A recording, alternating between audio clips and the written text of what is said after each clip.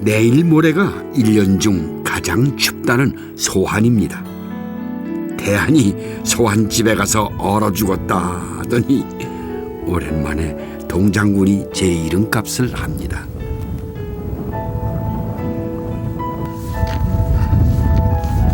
겨울은 좀 추운 맛이 있어야 돼요. 몰아치는 산골짜기 골바람을 헤치고 인제 용대리로 들어섰습니다. 네. 안녕하십니까. 여기가요 강원도 인제 용의 터전이라고 하는 용대리입니다. 지금 황태덕장으로 가는 길에 계사년 새해 인사를 올리고 싶었습니다. 새해 건강하시고요. 소망하시는 일 모두 잘 이루시길 바랍니다. 작년이 임진년 용의 해였습니다. 그러니까 한 해를 잘 지켜주신 인사차 바로 이 장소에서 기원을 드린 겁니다.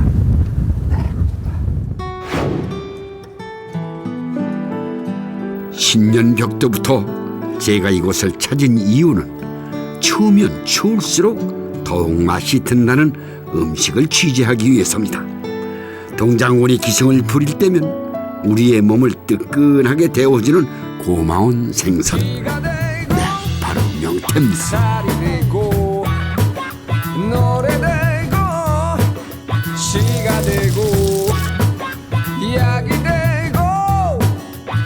바다에 살던 명태가 왜 이렇게 추운 산골짜기로 오게 됐을까?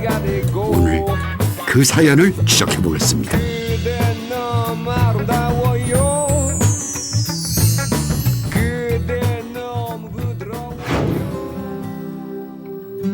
새해 해맞이는 하셨습니까? 동해바다에 떠오르는 일출을 바라보며 백두대간으로 접어들었습니다.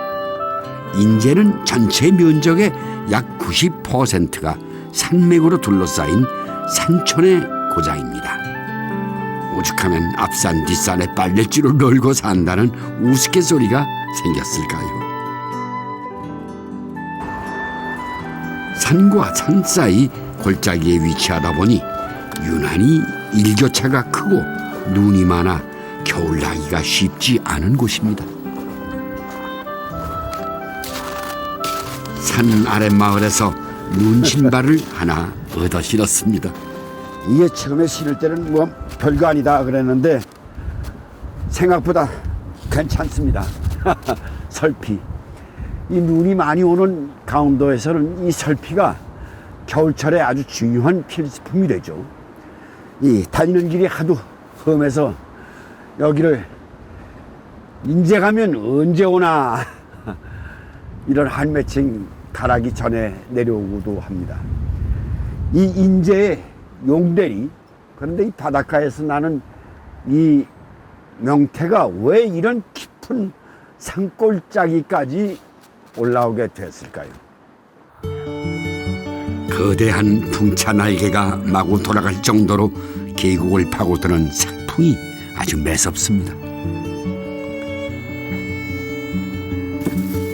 바람과 내륙의 매서운 기운이 서로 다투기라도 하듯 기승을 부리면 덕장에는 명태가 내걸리기 시작합니다.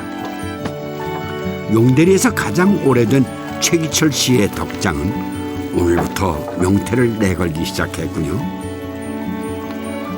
춥다고 아무 때나 덕장에 명태를 거는 건 아닙니다. 명태를 널기 시작한 뒤부터 영하 10도 이하의 날씨가 열흘 정도 유지되어야만 한다는데요. 기온이 올라가 수분이 너무 빨리 빠져버리면 상품 가치가 없는 먹태가 되고 맙니다. 이제 나는 못하겠다. 너 해라. 아유, 야, 아유, 됐지. 지내다, 지내다. 나는 안 한다. 이제. 명태 널기에는 더없이 좋은 날씨지만 살을 내이는 매운 추위에 일하는 사람들의 고생은 이만저만이 아닙니다. 이거 황태덕장 와서 동태되겠습니다. 선생! 야야야야야. 여기 계셨네. 가깝게. 안녕하십니까. 안녕하세요. 아유, 예, 반갑습니다. 추운데 오시느냐 고생. 그래 말이야. 추운데 이러시는 분들이 어렵지. 예. 예? 평생 뭐 50년 동안 이걸 했으니까. 그래 말이야. 50년이 됐어요? 예. 아니 이렇게 추운 날 작업을 해야 하는 까닭이 있을 거 아니에요. 예. 이 황태라는 건 네. 얼어야만이 이게 통통하고 예, 육질 살이 부드럽습니다. 예. 이건 녹았다, 얼었다. 예. 이렇게 반복되는 예, 것이 예. 황태란 얘기죠. 예. 4개월 동안을 이렇게 매달려 가지고 있습니다. 넉 달 동안. 예. 네. 내년 4월 달이래 이걸 다 띄어서 저거 자리에다 놓습니다. 그래, 참 아주 지혜가 굉장해요. 아유, 옛날엔 이걸 어떻게 보관을 했어요? 쌀이꼬쟁이다가 10마리씩 끼웠습니다. 쌀이꼬쟁이? 예. 쌀이나무? 예. 거기다가? 예. 이게 완전히 마른 거예요. 음흠. 이제 지금 이렇게 해가지고 아이고 쑥 들어가네. 네. 아이고. 허허. 반대로 이렇게 다섯. 예, 이렇게 해가지고 이건 반대로, 입을 예. 반대로. 예. 그래서 10마리를 그렇게 꿰는구만요. 예. 그래가지고 이거를 풀어요. 이렇게 해서 그 멋지네. 이렇게 아주 멋지네요. 예. 예? 예. 아주 건사해요. 예. 10마리 딱 드는 게. 예. 맞아. 우리 때 어렸을 때 이걸 본 것 같아요. 예, 맞습니다. 맞죠? 이게. 예. 이제 시장 가서 사와도 예. 이렇게 두루무루 들고 온다는 예. 거예요. 아이고 식사하러 가시나 보네. 매년 겨울마다 모여드는 일꾼들만 수십 명이 넘습니다. 최기철 씨 부인과 딸은 하루 3끼 일꾼들 식사 준비, 새참 준비에 쉴 틈이 없습니다. 이런 날씨에는 뜨끈한 황태국만한 게 없습니다. 가마솥에 황태를 넣고 푹 우려낸 뒤 콩나물을 듬뿍 넣고 시원하게 끓여냅니다. 이 시골에 특별한 재료가 없는데 한겨울에 특히 그러니까 콩나물은 저희들 여름에 농사 지었던 걸로 콩나물을 시루에 넣어서 콩나물을 키우고 그다음에 이제 황태를 말렸잖아요. 그걸로 그 두 가지를 이용해서 그때는 재료가 많지 않았기 때문에 이렇게 끓여 드셨던 것 같아요. 그렇지만 그거보다 맛있는 건 없을 정도로 맛있습니다.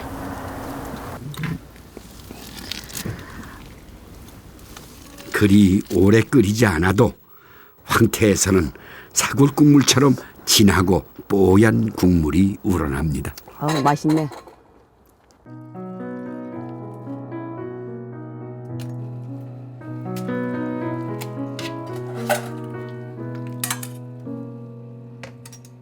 뜨끈한 황태 국물에 국수를 말아 새참으로 내놓습니다.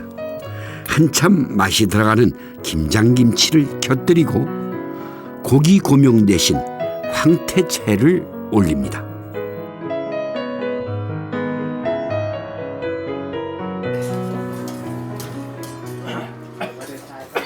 한참을 밖에서 떨었는데 뜨끈한 황태국수 한 그릇이 들어가니 꽁꽁 얼었던 몸도 스르르 녹는 것 같습니다.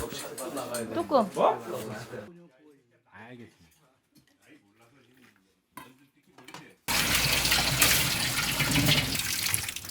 폭신하게 잘 마른 황태를 물에 적셔 매콤달콤하게 양념하여 구워냅니다. 아빠 불. 부드러운 질감에 톡 쏘는 맛이 일품인 황태 양념구이는 용대리 사람들이 끼니 삼아 간식 삼아 늘 먹는 음식입니다. 저희가 난방을 화목 보일러로 해요. 그러니까 아빠가 매일 방 이제 하루에 몇 번씩 불을 떼주시거든요. 그러면 알불이 생기거든요, 숯불. 그러면 이제 숯불을 가끔 여기다 담아주셔서 떡도 구워 먹고 황태도 굽고요. 여기에 반드시 곁들이는 것이 돼지고기입니다. 매서운 추위 속에서 일하는 일꾼들은 이렇게 김치와 황태, 돼지고기를 삼합으로 즐긴다고 합니다.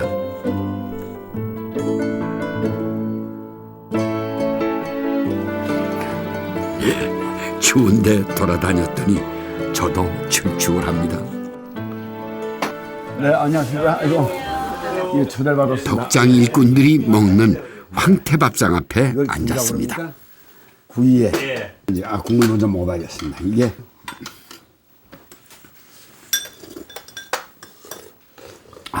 이게 구수하고 아주 참 좋네요. 이게 삼합인가봐. 그러면 이렇게 김치에다가 예. 돼지고기에다가 예, 요게 그 황태 화로구이거든요.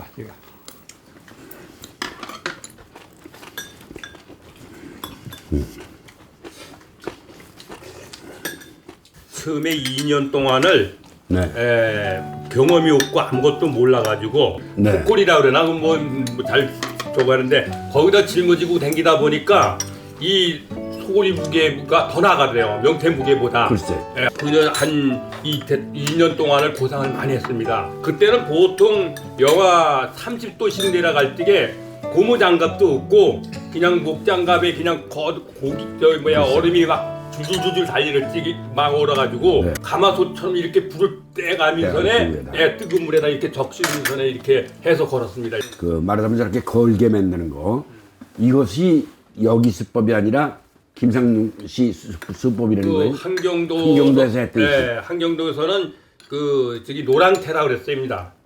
노랑태. 자기 그 사람 얘기가 노랑태라 그랬고 여기 이제 황태라는 건 여기서 걸어 가지고 이게 황태가 된 겁니다. 이게. 네. 어우. 네, 지금은 웃으며 옛날 얘기를 합니다만 용대리 사람들 황태를 만들어내기 위해 지난 50년간 수많은 시행착오를 겪어야 했습니다. 덕장에 널어놓은 명태가 황태가 되려면 얼거 녹는 과정을 수십 차례나 반복해야 합니다. 까다로운 기후 조건을 맞추기 위해서는 풍부한 경험과 고도의 기술이 필요했죠. 생선과는 인연이 없던 산골 마을에 처음 황태 저장 기술이 전한 것은 1960년 겨울.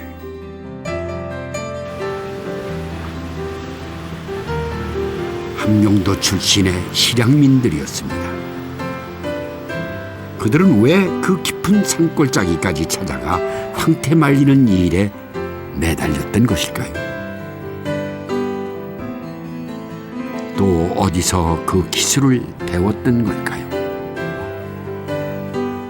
이제는 세상을 떠나고 없는 그들의 흔적을 찾아 함경도 실향민들이 모여 사는 속초 아바이 마을을 찾았습니다. 다행히도 그들을 어렴풋이 기억하는 사람을 만날 수 있었습니다.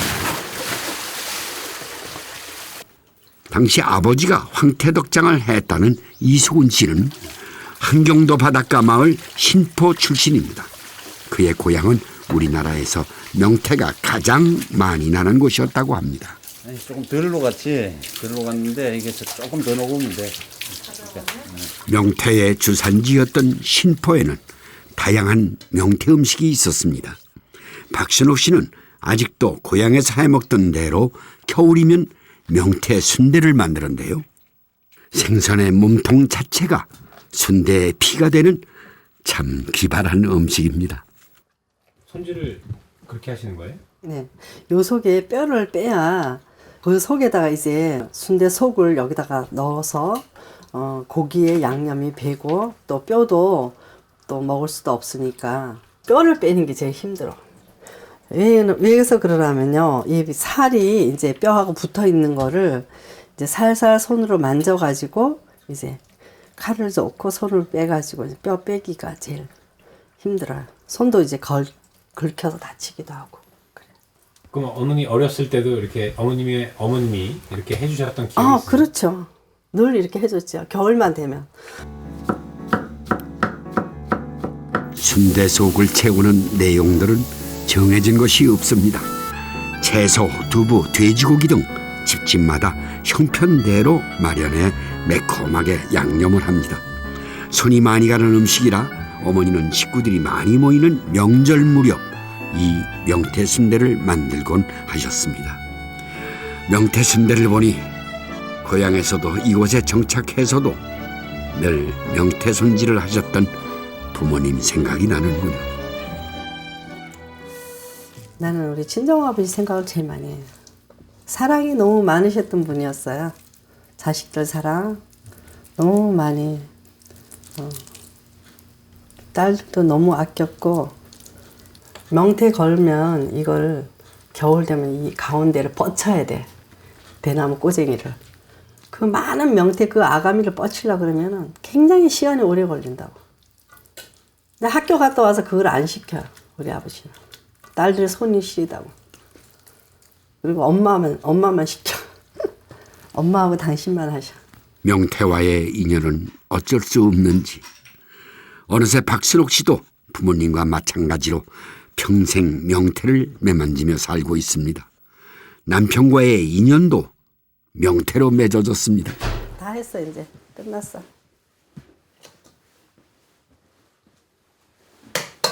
여기서 묶어 가져가야지. 아니, 그냥 가져가야 될 것 같아. 바깥에서. 아이 추운데 여기서 안 돼, 묶기나. 안 돼. 묶기가 이거 보통 문제가 아니야 이거. 두 분이 참 다정해 보이세요. 맞아. 별로 다 안 해. 맨날 싸움하고. 맨날 싸워, 맨날 싸워. 아유. 한 사람은 느려 터졌고, 한 사람은 성질이 급하고, 그러니까 맨날 싸울 수밖에 더 있나. 그래. 명태 순대는 오래 두고 먹는 저장 음식입니다. 알차게 속을 채운 명태 순대는 줄줄이 꿰어 바람이 잘 드는 곳에 걸어서 말리는데요.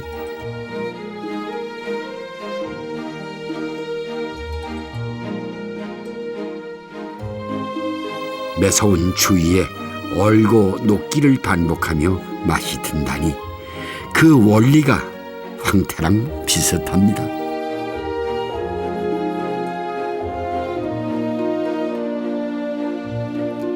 박순옥 씨는 명태 말린 대가리도 허투루 버리는 법이 없습니다.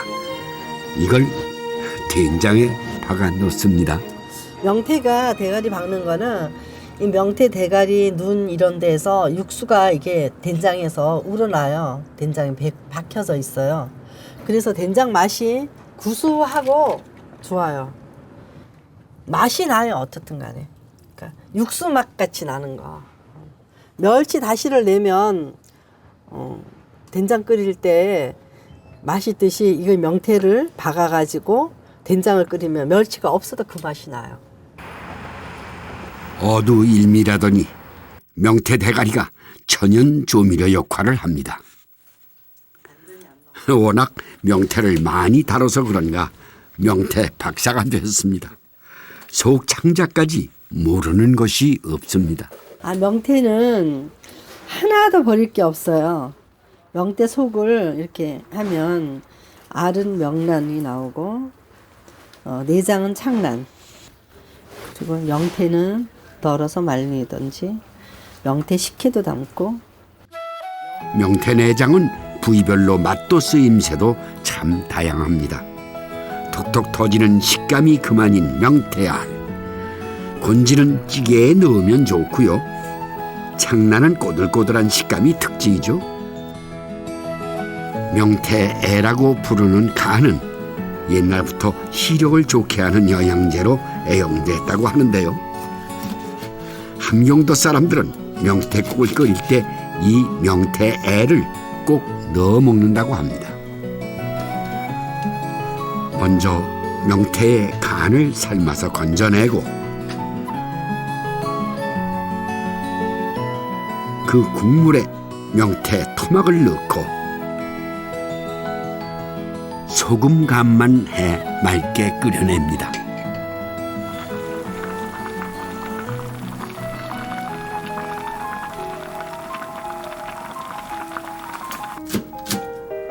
명태국이 끓는 동안 미리 삶아낸 명태의 간은 곱게 다져 가진 양념을 해놓습니다. 이 양념장은 명태국에 풀어 넣는 것이 아니라 상에 올릴 때 따로 곁들일 겁니다. 먹는 사람의 기호에 따라 넣어 먹는 게 바로 함경도식이랍니다. 같은 명태국이라도 우리가 흔히 해먹던 방식과는 조금 색다르죠.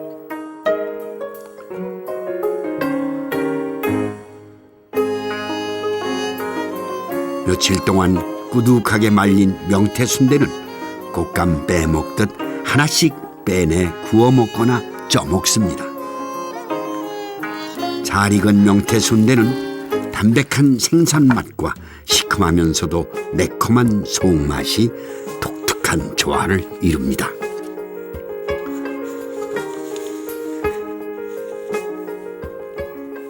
명태에 익는 구수한 냄새에 이웃들이 모여들었습니다. 한 상 가득 제대로 된 명태 음식에 어린 시절 고향 마을로 돌아간 듯 다들 즐겁습니다.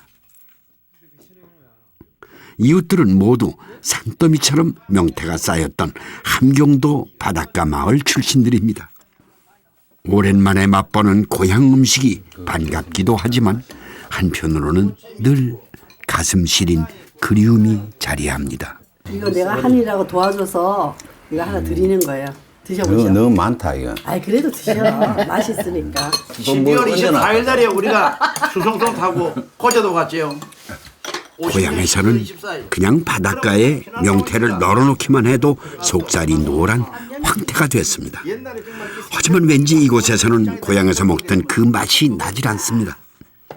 그들이 용대리 깊은 산골짜기까지 찾아간 건 그 고향의 맛을 되살려내기 위해서였습니다. 참 우리 고장에서는 그렇게 많이 났다고. 겨울에는 몇 명태지요. 뭐. 고개 우리가 그 해변가 때 이렇게 나가 보면 명태 어떤 데는 그 가위까지 살아서 이제 그 옆까지 들어오는데 그렇게 우리가 그런 데서 우리가 태어나고 그런 거 받고 명태를 많이 먹고 자랐죠. 찬바람이 떨어지게 되면 그건 명태를 이제 더 잘 되니까 잘 마르니까 그런 눈이 쏟아지고 찬한 바람이 부는데도 장작불 피워놓고 장작불에다가 물을 얹혀가지고 손을 적셔가면서 그 명태를 엄마들이 나가가지고 다 명태를 떼고 그걸 집에다가 두 마리씩 해서 씻혀가지고 아버지들 걸었어요. 우리도 뭐 같이 고생을 했지 뭐. 밤새도록 명태 그거 끼고 창난 명란이 나오는 거 그거 골라가지고 그거 밤새도록 또 이 창난 같은 거를 훑어서 그걸 또 팔아서 그래야지만 그 다음날에 쌀이라도 한 마리 사가지고 와서 또 먹었거든. 이 명태가 우리 삶의 전부였어 그때는. 그들을 모래사장뿐인 속초의 바닷가로 불러들인 것도 바로 명태였습니다. 실향민들에게 명태는 넉넉히 품을 내어주는 어머니가 됐었고 든든히 기댈 언덕이었습니다. 피난민들에 의해 발달했던 함경도의 명태 저장법과 음식 문화는 동해안 전역으로 퍼져나갔고 명태는 이 지역 밥상에 가장 중요한 위치를 차지하게 됐습니다. 동해안 사람들은 아직도 마을에 중요한 일이 있을 때는 명태를 빠뜨리지 않습니다.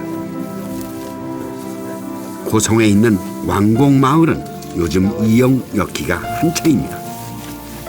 가을 거지가 끝난 볕단으로 겨우내 따뜻하게 보낼 초가지붕을 손수 만드는 거죠. 젊은 사람들이 없어 일손이 달리지만 마을 어르신들 다들 열심히 새끼를 꼬고 용마루를 들며 열심히 일선을 돕습니다. 이 영을 하는데 지붕이 이렇게 있는 거야. 비를 막기 위해. 우리 생활에 제일 중요한 게 지붕이 새지 말아야 되잖아. 이렇게 해가지고 땡겨가지고 또 연행하고 이렇게 연애 시켜야 돼. 연애. 그럼 사랑합니다 하고 서로 손잡고 이렇게 지붕이 아주 베개지도 않고 바람이 안 날아가. 야 새끼 올려라. 됐지 잘 됐지. 옛날엔 다들 이렇게 1년에 한 번 치르는 행사였는데 오랜만에 보는 정겨운 풍경입니다. 네, 마을이 참 아름답습니다. 왕곡마을이라고 그래요. 여기 이영 엮는 모습들을 볼 수 있습니다. 네, 수고 많으십니다. 저 한국인의 밥상에서 나왔습니다. 네, 지나가다. 네. 강원도 분들이 추위를 잘 이기시는 것 같아요. 오늘 날씨가 상당히 추운데 지금 오후라 조금 나아지긴 했는데 이렇게 추운 때 해야지 이 영을 얹어야지. 예. 그러면 봄에 아름답습니까? 어떻게 됩니까? 겨울에 하면 이제 짚이 이제 완전히 건조가 되잖아요. 예. 아, 그래서 그렇죠. 예, 건조된 상태에서 이렇게 초가 이용을 하게 되면 포성포성한 소리가 나요. 아, 예. 예. 저기 지금 돌아다 보니까 저기 걸려 있어요, 상태가. 이렇게. 저런 민간의 집이 무슨 뭐 집을 짓는다거나 또 경사가 있는다거나 제사나 고사를 지낸다거나 저렇게 황태가 모두 이용되고 했는데 어떤 의미를 지니고 있는 겁니까? 저 이제 애군을 쫓아낸다 하는 애군을 그런 쫓아낸다. 뜻입니다. 네. 그래서 이제 우리 고성군이 명태의 고장입니다. 그렇죠. 옛날부터 이제 한 80%가 이제 고성군에서 이제 다 이제 생산이 되고 그러는데. 아유, 어르신네가 뭘 가져오시네요. 아이고 막. 네. 저 막걸리. 제가 먹을 복은 있나 봅니다. 아, 이거 이러시고 이거 드시라고. 이게 지금 산이 이제 막걸리잖아요. 예. 아이고. 그래서 중간에 이렇게 뭘 먹어야 됩니까? 아이고. 아, 참으로. 예. 두부도 있네. 아니, 두부예요? 두부입니다, 두부. 예. 그건 또 뭘 들고 오세요? 독재 들고 오셔? 예? 저번에 시켜요. 네. 아이고, 아이고, 독재 들고 오셔. 이야. 이게 뭐라고요? 저번에 시켜. 식혜요. 명태 내장. 여기 있습니다. 명태 내장. 참 착착이 연기네.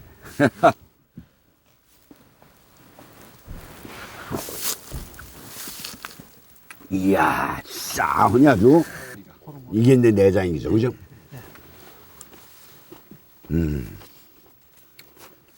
이거 먹으면 또 밥 먹고 싶고. 밥 먹으면 이거 짓고 싶고. 막걸리 먹으면 또 저거 먹고 싶고. 네.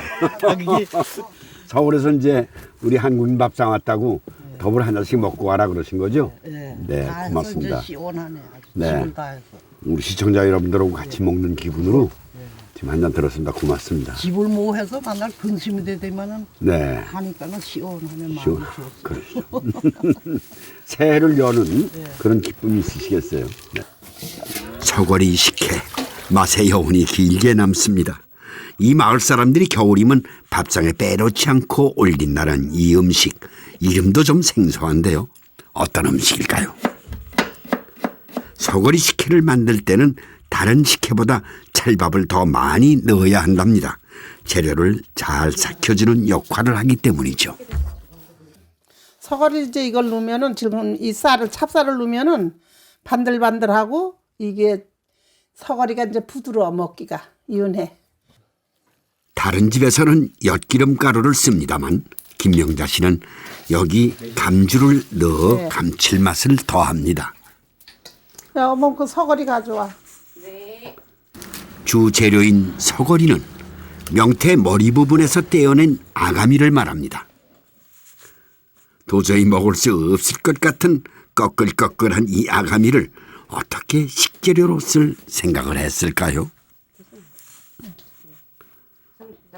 동해안 지방에서는 이 서거리로 식혜뿐 아니라 김치도 담가 먹고 깍두기도 담가 먹는다고 합니다. 명태 서거리에는 멸치만큼이나 칼슘이 풍부하다고 하는데요.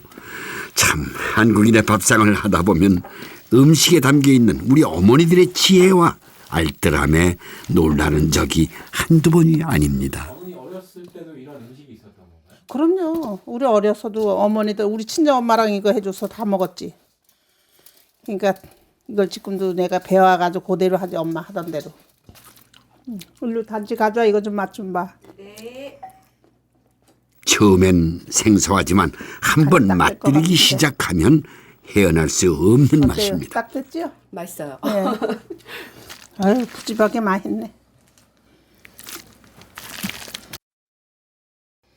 이 옛날에 명태가 많이 나가지고 그래서 이제 노인들이 옛날 어른들이 이거 해 잡섰잖아. 그러니까 우리 이제 쫄병들은 또 그거 따라 배워한 거지 이게. 근데 지금 세대 사람 이거 못해. 일이 많아가지고. 이렇게 담근 서거리 식혜는 한 보름간 숙성시켰다가 먹습니다. 앞으로 한두 달 반찬 걱정은 없을 것 같습니다. 30년 전 한창 전성기 때만 해도 동해안 항구마다 수백 척의 명태잡이 어선들로 북적거렸습니다. 그 시절 명태는 쌀이 되고 집이 되고 아이들의 등록금이 됐죠.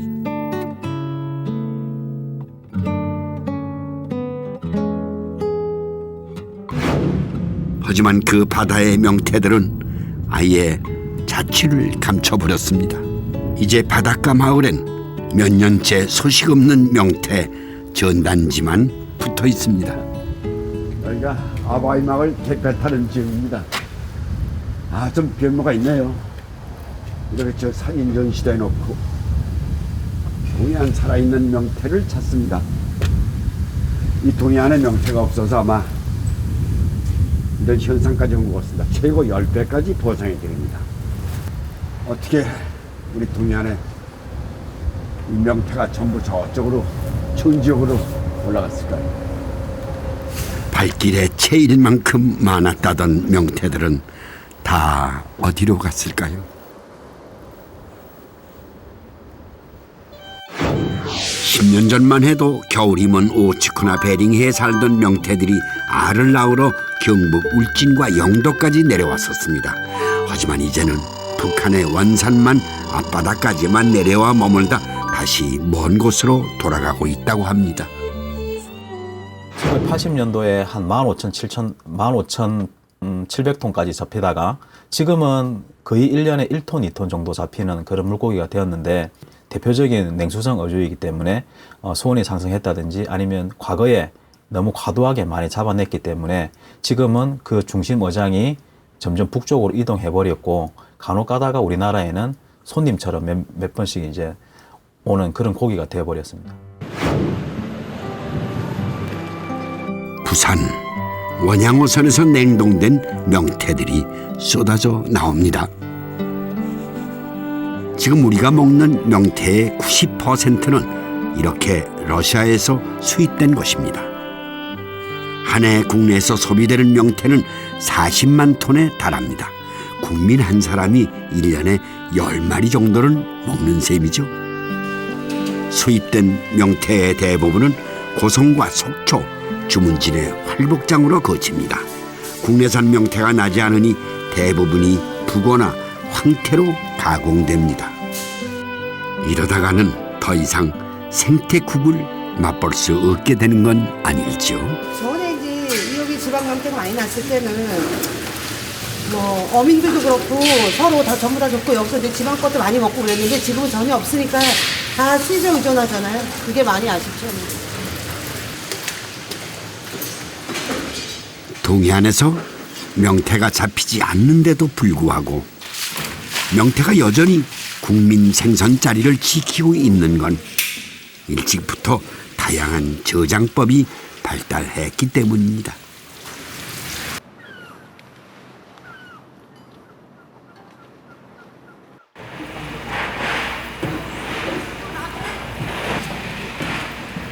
명태가 많이 나는 바닷가 마을에서는 겨울이면 어디나 덕창을 만들고 명태를 널어 말렸습니다. 내장을 제거하고 수분을 제거한 명태를 북어라고 부르는데요. 지역에 따라 차이는 있지만 속초에서는 2개월 정도 바닷바람에 말린다고 합니다. 속초에서 말리는 옛날 덮통 방식은 바람, 온도, 일조랑 세 박자를 잘 맞춰야지 맛있는 품질이 오거든요. 그래서 아침에 일출이 해가 올 때는 보통 명태를 이렇게 넣습니다만 여기서는 이렇게 넣습니다. 그래서 양쪽에 그 해를 받는 거고, 또 넘어가는 해 있을 때는 오후 한 3시쯤 돼서 와서 다시 이걸 하나하나 이렇게 또 이렇게 해줘야 돼요.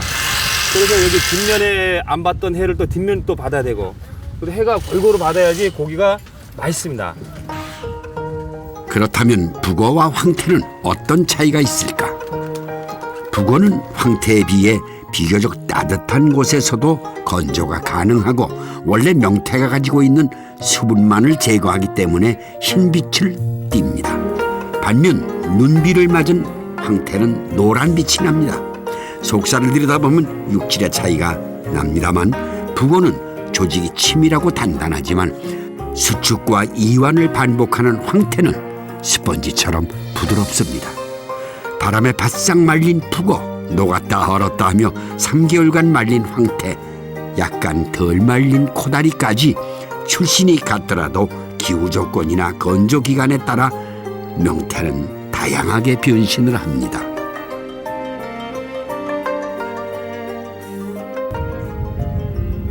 코다리는 주로 명태 산지와 가까운 지역 사람들이 명태를 저장하는 방식입니다. 너무 추워. 고성 사람들은 겨울이면 아직도 집집마다 직접 명태를 손질해서 말리는데요. 이렇게 걸어놓고 일주일에서 보름이면 코다리를 먹을 수 있습니다. 뿌듯하게 마른다고 해서 이곳에선 코다리를 반뿌득이라고 부릅니다. 반부두기는 덜 말라서 약간 이제 한 반 정도 말른 걸 가지고 반부두기라 그러는 거예요.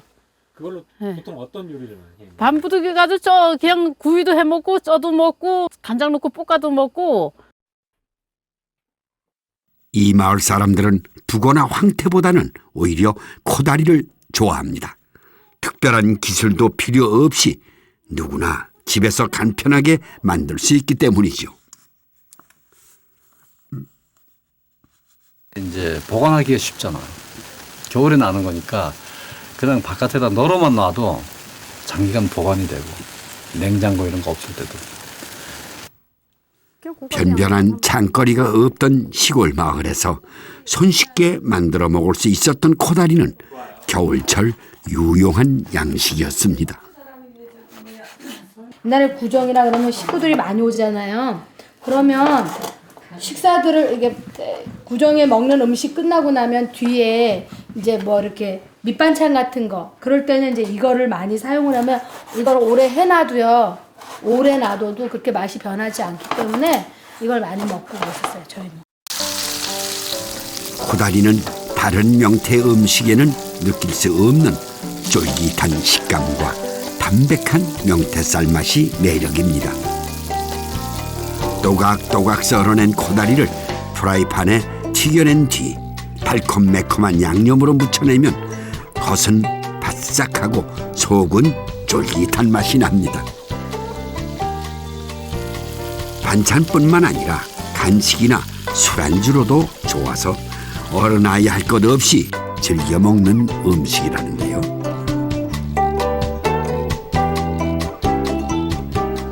강원도 하면 감자만 최고인 줄 알았는데 겨울철에는 명태가 마치 감자처럼 이곳 사람들의 식량 역할을 톡톡히 해냅니다.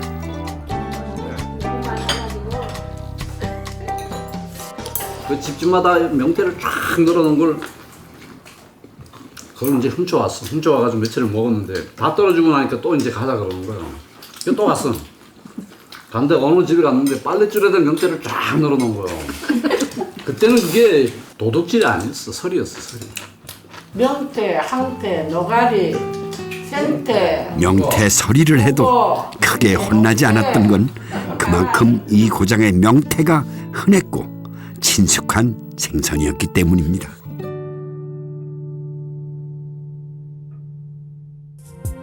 얼마 전까지만 해도 도원리에는 수많은 명태상인들이 드나들었습니다. 험준한 마산봉과 신선봉 사이에 있다고 해서 이 고갯길을 샌령이라고 불렀는데요. 이 고개를 통해 바닷가의 마부들은 해산물을, 내륙의 지게꾼들은 곡식을 실어 날랐습니다. 어류나 미역이나 그런 해산물들이 유일하게 내륙 지역으로 수송이 되어지던 그런 교통 중심지였죠. 특히 이 속초나 고성 지역에는 옛날부터 거진에 명태가 많이 잡혔어요. 그래서 그것들이 한꺼번에 수송이 되어져야 되기 때문에 이 길을 통해서 내륙 지역으로 많이 공급이 됐죠.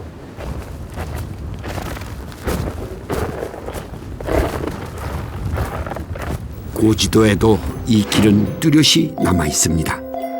간성에서 시작해 도원리를 거치고 샌령과 마방토를 지나면 이제 용대리가 나옵니다. 이 길을 통해 영동지방의 북어나 명태가 내륙지방은 물론 서울까지 가기도 했습니다. 지금은 사라졌지만 아직도 물물 교환을 하던 흔적이 있습니다. 마방과 주막에 있었던 자리에 막군과 손질꾼들이 쉬다 보니까 인근 산간에 있던 그 촌락을 이루고 있던 사람들, 화전민들이나 이런 사람들이 소금이나 여러 생선들, 생활 필수품들이 필요로 해서 그 자리에서 난장이 쓰게 됐죠. 수도 없이 이 길을 드나들었던 명태상인 중에는 함경도 출신의 실향민들도 있었을 겁니다. 그들이 험한 고개를 넘어 한숨을 돌리곤 했던 길목에 바로 용대리가 자리하고 있었습니다. 함경도와 비슷한 기후 조건을 가진 이곳에 황태가 걸리게 된 건 어쩌면 당연한 일인지도 모르겠습니다. 처음 황태를 걸기 시작한 건 실향민들이지만 대를 이어가며 황태의 맛을 되살려낸 건 용대리 사람들이었습니다. 저 한국인 박사에서 나왔습니다. 네, 안녕하세요. 아니 근데 이렇게 추운 날 이 작업이 돼서 무엇보다 되게 힘든 일이네요. 예. 네? 난 걸어오기도 어려워. 끈이 노란 끈 무슨 빨간 끈이 있는데 그냥 널어만 놓는다고 황태가 만들어지지 않습니다. 눈도 털어줘야 하고 떨어진 낙태도 다시 걸어줘야 하고 덕장일은 웬만한 농사일보다 힘듭니다. 손이 많이 가는 일이니만큼 용대리 덕장의 대부분은 가족 중심으로 이루어집니다. 20년 경력의 이종남 씨와 아들 상진 씨, 동생 종구 씨까지 온 식구가 동원돼 황태를 널고 있습니다. 보름 안에 걸어야 할 명태가 무려 400만 마리. 덕장에 명태가 걸리는 12월부터 황태를 걷어들이는 4월까지 덕장은 쉴 틈 없이 돌아갑니다. 상진 씨는 서울에서 직장 생활을 하다 어르신들의 부름을 받고 고향으로 내려왔습니다. 이제 겨우 황태 농사 경력 2년째. 아직은 잔소리를 듣는 게 일입니다. 아, 옛날에 생태 안 올려봤구나. 생태 올리는 식으로 줘야지. 생태 올리는 식으로. 지금은 아드님도 같이 일하고 계시는 것 같은데요. 예, 우리 애가 이제 한 3년 됐나? 안 하려고 그러는 거를 살살 얘기를 뭐 앞으로 직장 다니는 것보단 이게 낫지 않냐. 그랬더니 이제 이해가 좀 가는데 그럼 아빠 내가 한 몇 년은 가서 도와줄게 이러더라고요. 근데 몇 년 도와주는 게 아니라 영원히 잡히겠지. 뭐 여기 내려와서 하다 보니까 일도 힘들고 한데 이제 아버지랑 나이도 들어가시고 하니까 하다 그러고 또 하다 보니까 괜찮더라고요. 해야죠. 앞으로도 계속 이 일을 이어갈 생각인가요? 네. 끝까지 해야죠. 원래 용대리는 변변한 밭대기 하나 없는 화전민들의 마을이었습니다. 황태가 유일한 희망이었기에 매서운 추위에 온몸을 던져가며 황태를 만들어냈습니다. 황태가 우리 마을뿐만이 아니라 우리 가정한테는 그 생계를 아니면 어떤 그 생활하는데 가장 중요한 그 부분이죠. 이게 거의 저희 사업이고 생업이고 그 어떤 그 뭐랄까 살아가는 그 어떤 살아가면서 없어서는 안 되는 그런 게 황태예요.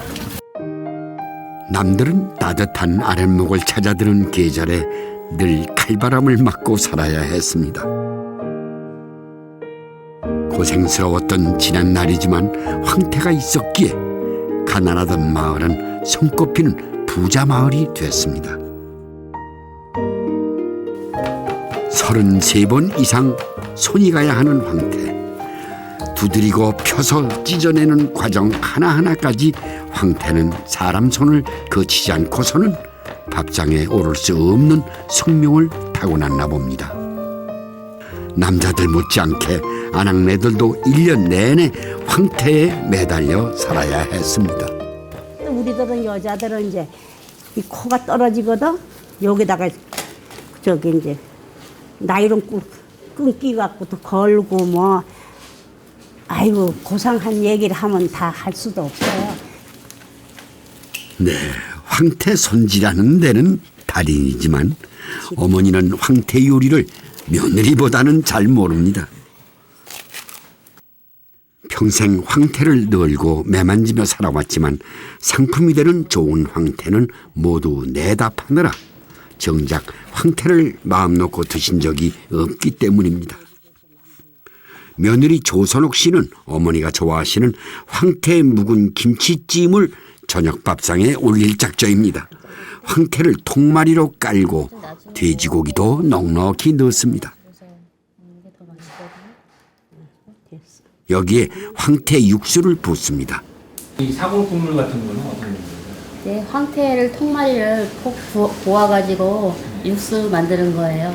근데 황태가 들어가 있는데도 또 황태 육수를 넣는 거예요? 네, 그래야지 더 담백하고 좀 맛있거든요. 그냥 맹물 부면은 이런 맛이 깊은 맛이 안 나요. 다 벗어? 그만. 이제 바글바글 끓이면 되지? 네. 황태가 돼지고기의 기름기와 잡냄새를 잡아주기 때문에 보통 김치찌개보다 훨씬 개운한 맛이 난다는데요. 시큼한 묵은 김치에 구수하고 담백한 황태 국물이 우러나와 그 맛이 찰떡궁합입니다. 어떤 음식과도 어울리고 언제 먹어도 질리지 않는 것이 황태입니다. 황태 지겹지 않으세요? 어떻게 하면 황태가 지겹지는 않지. 황태로 먹고 사니까. 응? 황태가 지구면 어떻게 살아. 그러니까 황태가 우리 애들한테는 다 인연이지. 그러니까 이게 다 황태로 사니까 황태가 지겹다 이렇게 생각하면 안 돼. 황태와 해물을 넉넉히 넣고 끓인 황태전골도 며느리 조선옥 씨가 밥상에 자주 올리는 단골 메뉴입니다. 여기도 황태 육수를 사용하네요. 요즘처럼 쌀쌀한 겨울날 참 잘 어울릴 것 같습니다.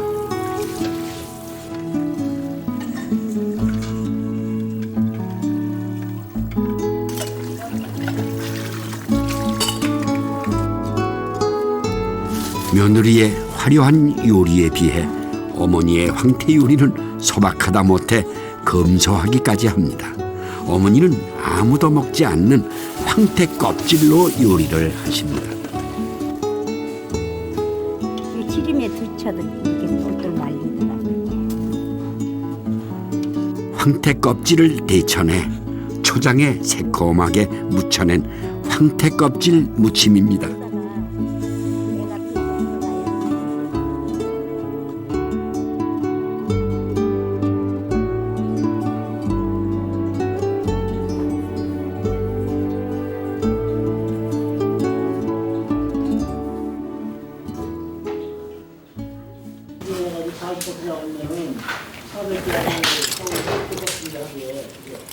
황태는 겨울철 먹고 살기가 막막했던 용대리 사람들을 가난에서 벗어나게 해준 고마운 생선입니다. 부지런한 몸 하나를 미천 삼아 오늘을 일구어온 용대리 사람들. 이거 우리도 묵은지 많잖아.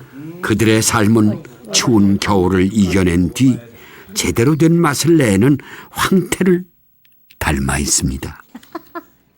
칼바람과 영하의 매운 날씨를 오롯이 견뎌낸 명태는 돌아오는 봄날 노랗게 부풀어 오르는 부드러운 속살을 우리에게 보여줄 것입니다.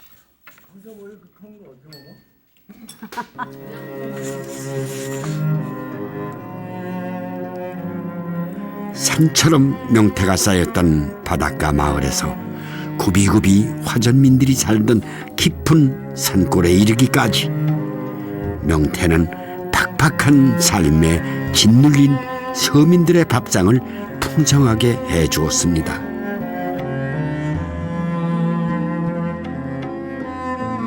명태 참 고마운 생선입니다.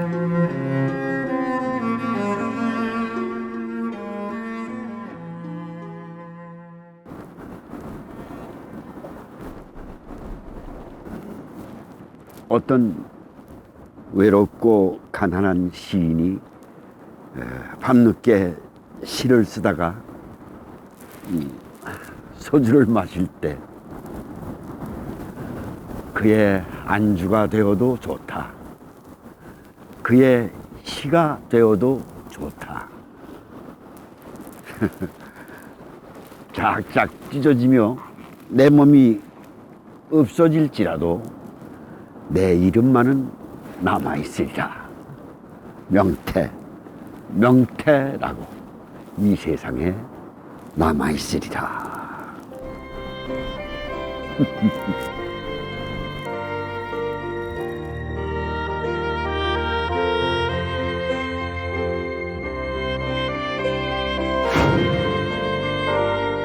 이 바다에서 명태를 또 볼 수 있을까요?